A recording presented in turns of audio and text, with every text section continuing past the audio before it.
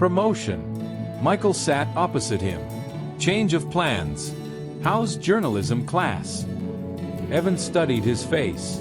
Fine. We're doing investigative reporting. Why? Just curious.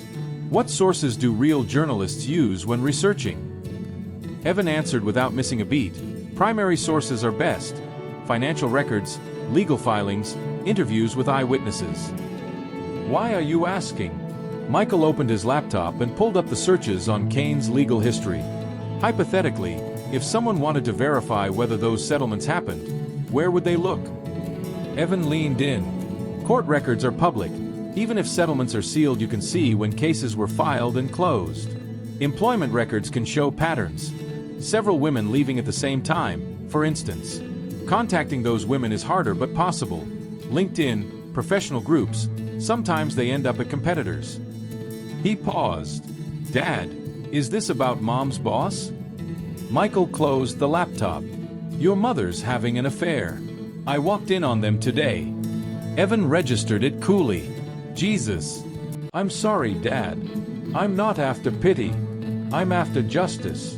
Evan nodded. What do you need me to do? Over the following week, Michael set a routine. He sat in the coffee shop across from Hartwell and watched, logging arrival times, who came and left together, which cars belonged to which executives.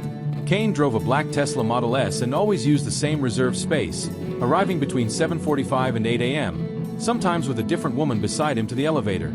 Some recognizable from the company directory, others who appear to be clients or consultants. On Thursday, Michael saw Kane exit with a young brunette who looked broken. She sat in her car for 10 minutes, sobbing into her hands, then composed herself and walked back inside. He memorized her license plate. That evening, Evan presented what he'd found. The woman was Jennifer Walsh, a junior account executive with 8 months at Hartwell who had worked previously at a Seattle marketing firm. How'd you find that? Michael asked. LinkedIn and some social digging. She's been posting about work stress and cryptic things about inappropriate dynamics. Michael added Jennifer to a growing list in the locked notebook he kept in his home office. What about the women from the lawsuits? He asked. I found both. Sandra Thompson is at a competitor in San Francisco now. Lisa Kim moved to Chicago and started a consulting practice. Both left Hartwell suddenly. Thompson gave 2 weeks' notice on a Monday and was gone by Friday. Kim was fired for performance the week she filed her complaint. Performance reasons? Michael repeated. That's what HR shows. But both had glowing reviews weeks before their exits. Thompson was even up for promotion. Evan laid out a timeline that made the pattern obvious. Kane would single out attractive female employees, cultivate close working relationships, trade career boosts for personal favors, then remove them when they became inconvenient. Settlements swept the scandals under confidentiality and the women rebuilt their careers after being damaged. There might be someone current, Evan said, showing a string of Instagram posts from Sarah Patel, Hartwell's HR manager. Recent photos of stress and captions about ethics and knowing when to speak up. The timing matched the other incidents. Evan suspected Sarah knew about Kane's pattern but felt trapped. Michael closed the notebook. During a meeting about the Morrison account, he switched from work to probing questions about my relationship status and where I lived. He even offered to help me find an apartment, maybe closer to his neighborhood. I said I was fine where I lived, and his manner shifted. Colder, more clipped, criticizing my work on Morrison and suggesting I wasn't ready for bigger responsibilities. Classic intimidation, Sarah said. He's testing your limits. Next he'll manufacture a problem only he can resolve, threaten your role on a key account, then offer to fix everything in exchange for favors. You mean I'm already targeted? You can sit back and let him wreck your career on his timetable, Michael said, or you can help us take us down on ours. Jennifer looked between them. What would you need me to do? Sarah outlined the journalist, the women prepared to go public, and the assembled paperwork. We need someone inside who can confirm recent behavior, Michael said. Someone who can attest to Kane's current actions, not just past patterns. What about your wife? Jennifer asked. She's the most recent beneficiary of promotion. Michael's jaw tightened. Rachel won't help. She believes Kane will leave his wife for her. Will he? Men like Kane don't ditch their wives. They collect affairs until they're exposed. Jennifer considered the risk. If I do this, what protections exist? Sarah produced a file. Oregon whistleblower protections. Potential federal safeguards if we prove civil rights type patterns. And once the story breaks, Victor won't be able to retaliate without making himself look worse. What's the timeline? 2 weeks, Michael said. The company gala is Friday night. The board, major clients, and industry figures will all be there. If we publish that week, the impact will be maximal. Jennifer stared at the parking lot and, after weighing the consequences, agreed. But she insisted on recording the next time Victor approached her. If he propositions her directly, she wanted proof. Amy Chan of the Portland Business Journal met with the group the next Tuesday.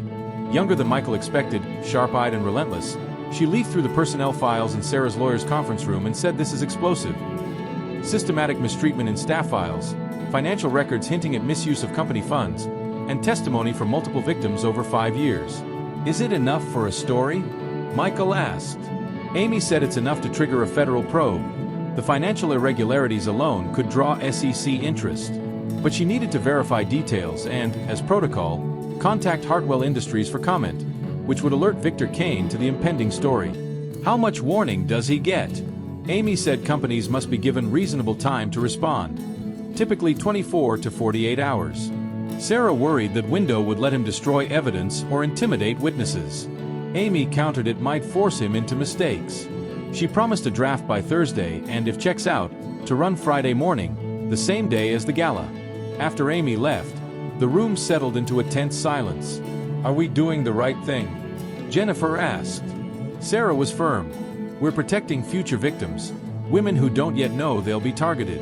Michael thought of Rachel's choice in Kane's office and the years of marriage that vanished in one arrogant moment. We're making sure actions have consequences, he said, something Victor Kane has never faced. On Thursday night, Michael parked his truck opposite Hartwell and watched the corner office glow. Amy had called that afternoon to confirm she'd file the next morning and had contacted Kane's office around 3 p.m. Since then, Kane's Tesla stayed in its spot and lights burned in the corner office where figures moved frantically. His phone buzzed with Rachel's texts. We need to talk. This has gone too far. Stop it now or you'll ruin everything. Then, I made a mistake, but I love you. We can fix this. Finally. Answer your phone already. Michael ignored them and watched. At 10 p.m. Kane emerged with Rachel beside him in a heated exchange. She gestured while he stared ahead like a man suddenly aware his house of cards was collapsing. They left separately, Rachel in her Mercedes, Kane in his Tesla, and Michael followed at a distance through late night. Michael Lane waited on the sidewalk outside his wife's office tower, clutching a tiny velvet box that held a vintage Cartier watch he had been saving for 3 months to buy. An hour-old text from Rachel still lit his phone. I got the promotion. Senior VP of Marketing. Can you believe it? He could. Rachel had put in 16-hour days for 2 straight years, giving up family meals and weekend plans. She earned this, and he wanted to celebrate with her.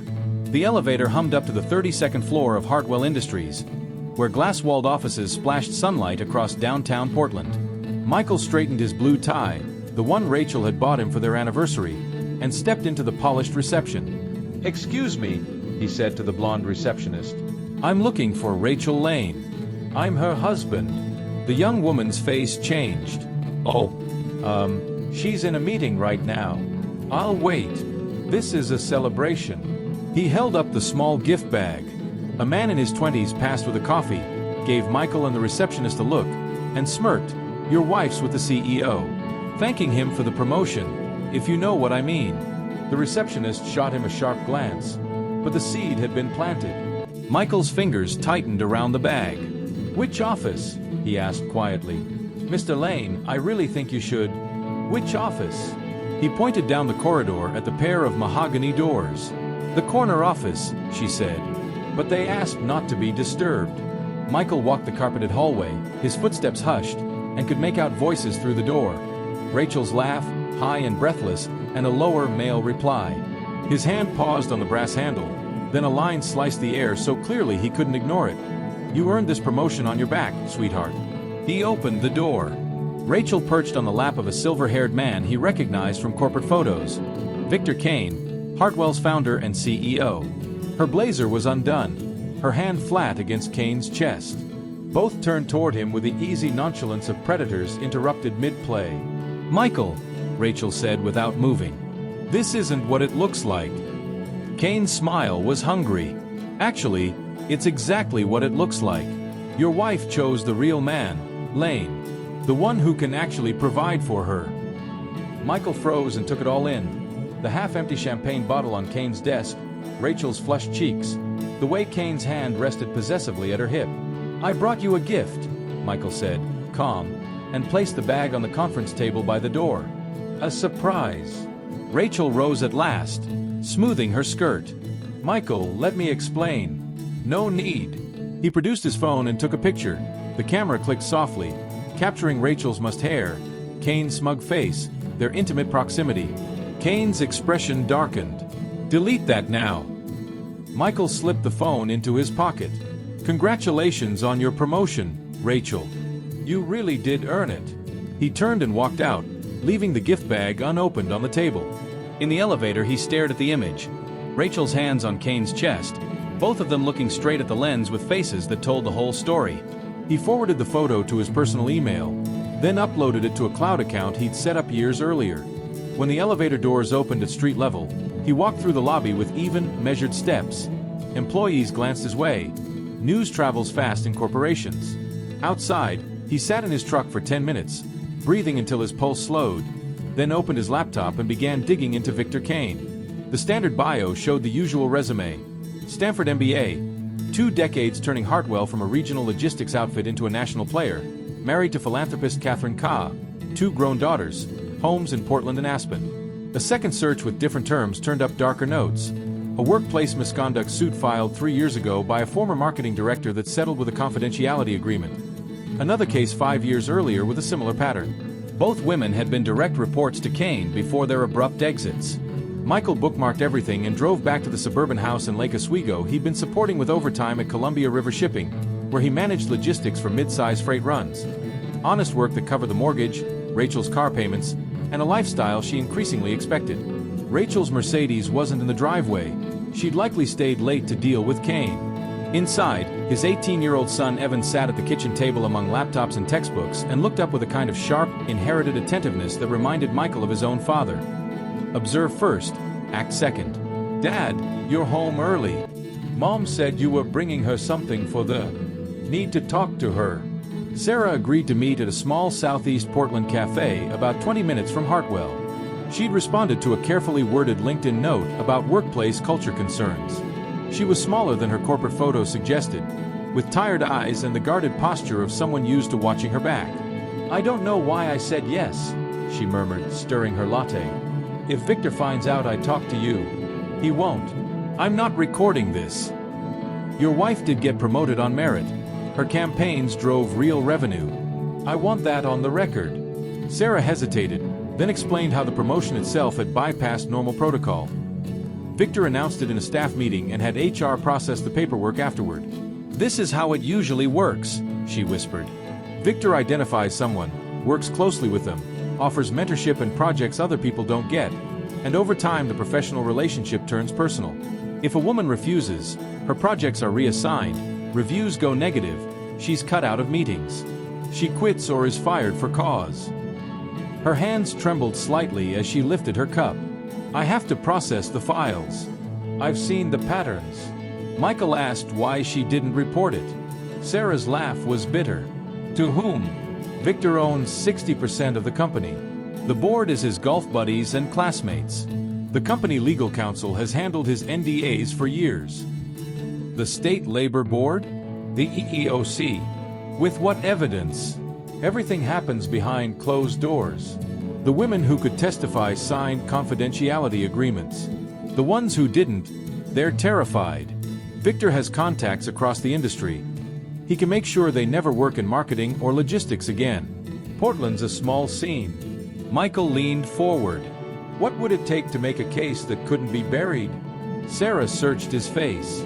"A lawyer, documentation, financial records that show misuse of company funds, proof of quid pro quo arrangements, testimony from multiple women willing to break NDAs and risk retaliation. It would take months and a legal team ready to take on someone with unlimited resources." "What if the case built itself?" Michael asked. "What if the pattern became so blatant it couldn't be hidden?" He slid the photo of Rachel and Kane across the table. Sarah's eyes widened. "When did you get this?" "Last Thursday. In his office, during business hours. She stared at the image. This could be the smoking gun, evidence of an intimate relationship on company property during work hours. It corroborates what we suspected but couldn't prove.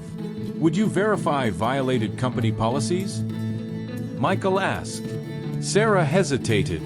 If I could do it safely, with legal protections, if there were other women ready to come forward, maybe.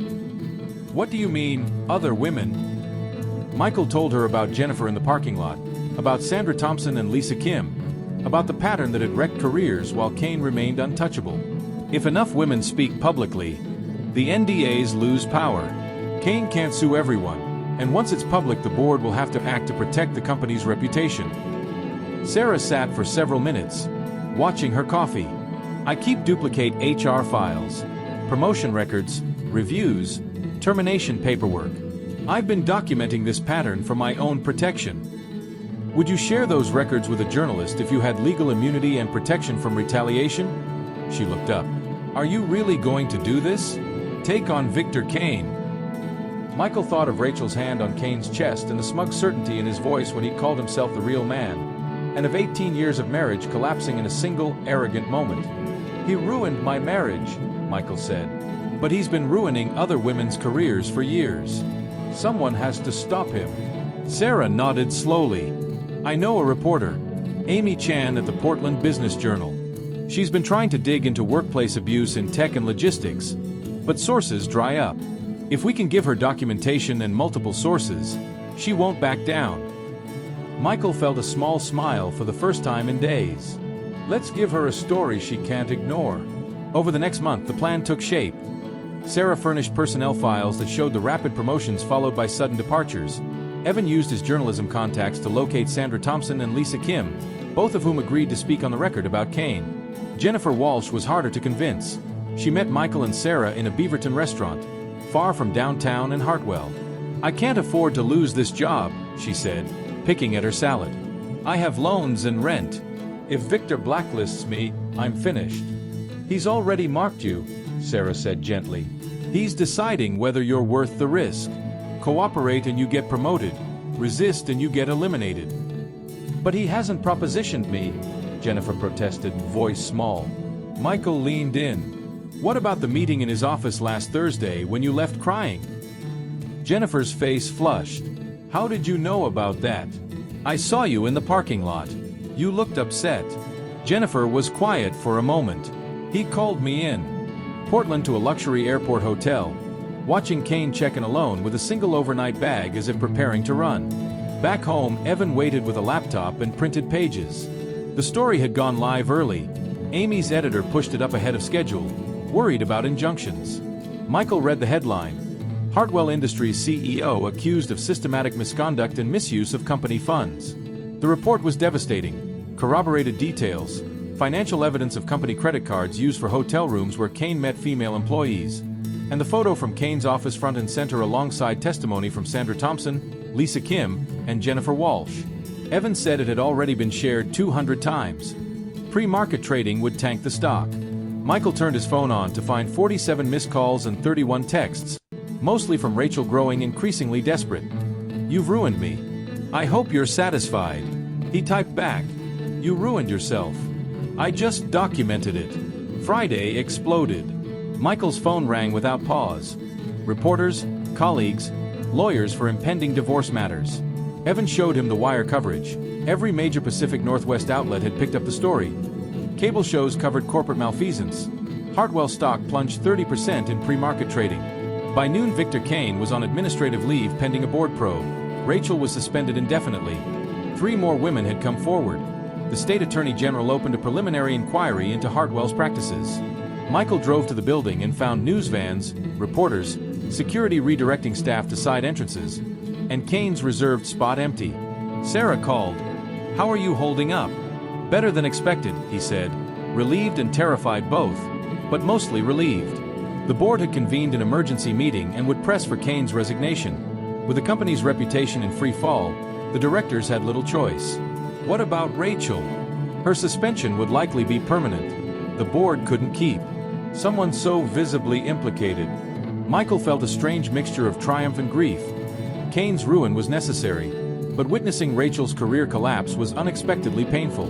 The gala, Sarah added, was still on. The board felt canceling would seem like concealment. Better to confront the issue publicly and control the message.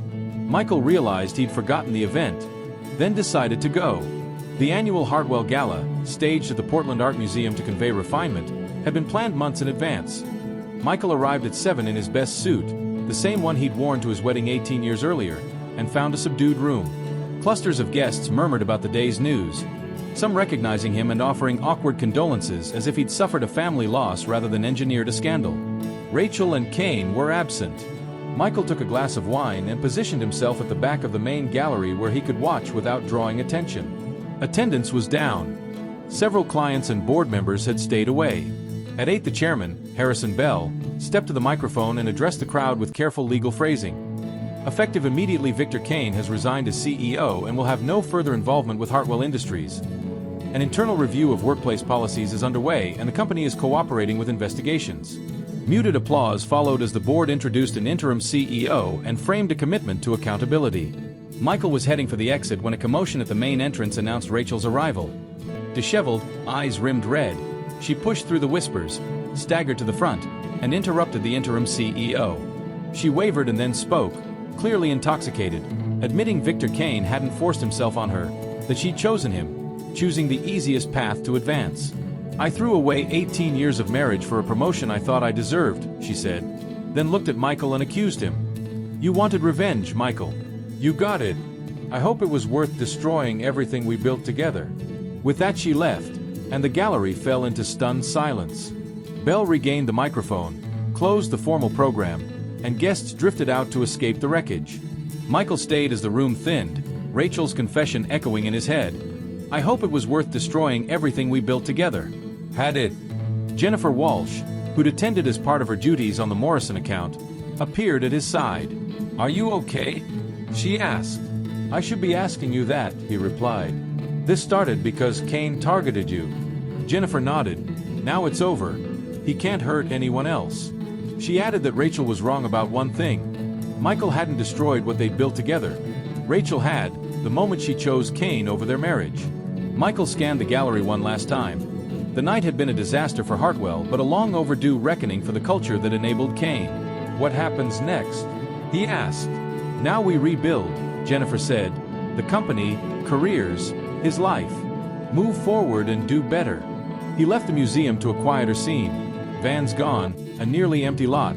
His truck waiting under a streetlight to take him home to a life he'd have to rebuild from ruin. He drove through downtown past Hartwell where lights still burned as staff worked to manage the crisis. Past the coffee shop where he'd met Sarah to plan the takedown. Past the hotel where Kane had hidden before his empire fell. At home, Evan poured a beer and asked how the gala had gone. Michael sank into the couch and said Rachel had shown up and confessed. "How do you feel about that?" Evan asked. Michael felt hollow, exhausted, and oddly at peace. The rage that had driven him had ebbed into something like acceptance. "I feel like it's over," he said. Evan handed him a beer and offered this. "I'm proud of what you did. Not the revenge, the justice. You stopped a predator and protected others." Michael smiled, genuine for the first time in weeks, and thanked him. They sat in companionable silence, father and son, survivors of a marriage erected on shaky ground and toppled by ambition. Outside, Portland moved on without Victor Kane's influence, without Rachel's deceptions, and without the toxic culture that had thrived in corporate shadows. 3 weeks later, Michael received an anonymous envelope containing a newspaper clipping about Hartwell's new maltreatment prevention policies and a handwritten note from Jennifer thanking him for having the courage to act when others were afraid. "The company is better because of what you did," it read. Wrapped in tissue inside the envelope was the vintage Cartier watch he'd bought for Rachel's promotion, the gift he'd left in Kane's office at the start of everything. Sarah's note explained that security found it when they cleared Kane's desk and thought he should have it back. Michael held the watch, remembered the hope he'd felt when buying it and the future he'd envisioned, then walked to the kitchen trash can and dropped the watch and wrapping into the bin. Some surprises are better left unopened, he thought. Some gifts are better left ungiven. Some marriages are better left ended. Evan looked up from homework and Michael said calmly, "Everything's okay, Dad? Everything's fine?" Evan asked. "Everything's exactly as it should be," Michael replied. Outside, the sun set over Portland, casting long shadows where Kane had once wielded power and Rachel had once climbed. Michael, transformed, understood that justice sometimes required patience, plotting, and the willingness to let everything burn so something healthier could grow. He opened his laptop and began looking at apartments closer to downtown. It was time to start over, to build a life on honest foundations and move forward without betrayal's weight. The revenge was complete. The healing could begin.